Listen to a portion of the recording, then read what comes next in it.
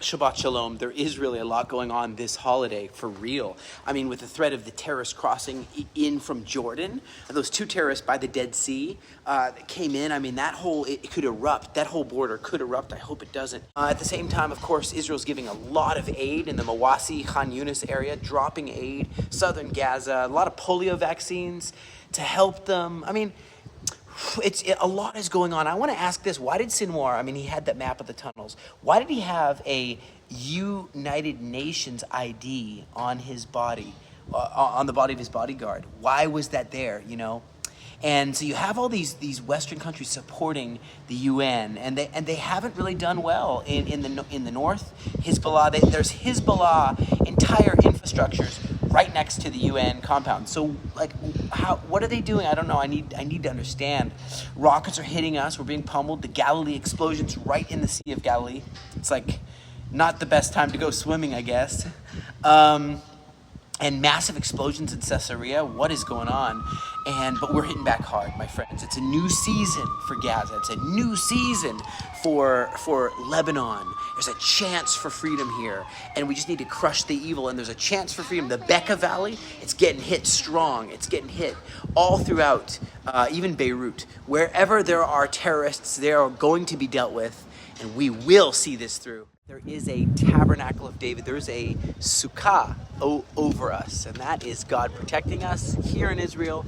It's time of war for sure, but Leviticus 23, read it, verse 33, and it talks about how important it is to actually build these tabernacles and to remember that there is. It was a miracle that we even had these tabernacles, you know, because in the desert there was no trees hardly. So how is it we were able to have tabernacles? How is it we were able to survive? And Leviticus 23 talks about putting all these leafy branches on the top and remembering that God's our protector. And so I just was thinking about that today, and how it's a chag, or a mikra kodesh. You can see we're doing some target practice here. And so it's a special time, a holy moed. And so what it is that it says you're supposed to dwell in these and remember how God is our provider. It's like, it doesn't have a door. It doesn't have a lock on the door. It doesn't have a roof really. You can see the stars. It's just like a place, a time to remember your trust is in God, right? Zechariah 14, it's a cool thing to read too, about how year after year, all those nations that attacked us, they're going to have to come to Jerusalem and celebrate tabernacles. If they don't do that, they won't get rain.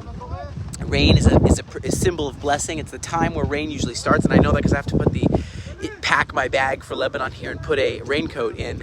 It's probably going to start soon. But you see how tabernacles is something so deep. You know, on the last day of tabernacles, you have this. It's when the war began, right, on the 8th day. But it is a time where people are going to, if they're thirsty, if they're tired, if they're weak, people right now are all going through so much, and they want water that flows and refreshes them, right? That is what I believe on the 8th day, the last day of Tabernacles. People are really, it's been a year. It's been a year on the lunar calendar, and people need to, there's some target points. But I want to just say this, guys, is that, the rest that you need, you're seeing that in Isaiah 30. You know, it says, Ki ko amar Adonai Kadosh Yisrael Beshuva V'nachat Toshaun. So it's saying, in quietness and in trust will your strength be. And it says, K'vuvatem. In quietness and in rest, your k'vuvah. Shooting, target practice, this is what we do. It's how we stay sharp. This Feast of Tabernacles, I don't want us to just think about the massacre that happened now. I want us to think about the future, where all the nations will stream here to Israel. And I want us to think about Psalms 91. So powerful. Psalms 91, Yoshev Beseter Elyon. You know, read Psalms 91 again, the shelter of the Most High. And it talks there, it says, you'll have this schach. You'll have this schach of God. This is the same thing on top of the sukkah, top of the tabernacle. You'll have a protection, tabernacle of David. It's just a beautiful, beautiful time, and your machaseh, your covering. So I just want us to remember that. And I'd like to read. It's Shabbat. You read the Bible, so I want to read. Even though I'm in the army, I want to read Isaiah 4 with, Isaiah 4. The Lord will create over the whole site of Mount Zion and over her assemblies a cloud by day and a flaming fire by night. Over all the glory there will be a canopy, okay? A booth of shade for day from the heat and a refuge and a shelter from the storm and the rain. Read that, Isaiah chapter 4. It's like this canopy over Israel. Isn't that beautiful? Isn't that just beautiful? So, Sukkot, a time of peace. It's actually the last feast, so it symbolizes like a 1,000 years of peace and of joy. And it's like going back to the garden. How it was where you're enjoying in the garden and having guests over in the Garden of Eden.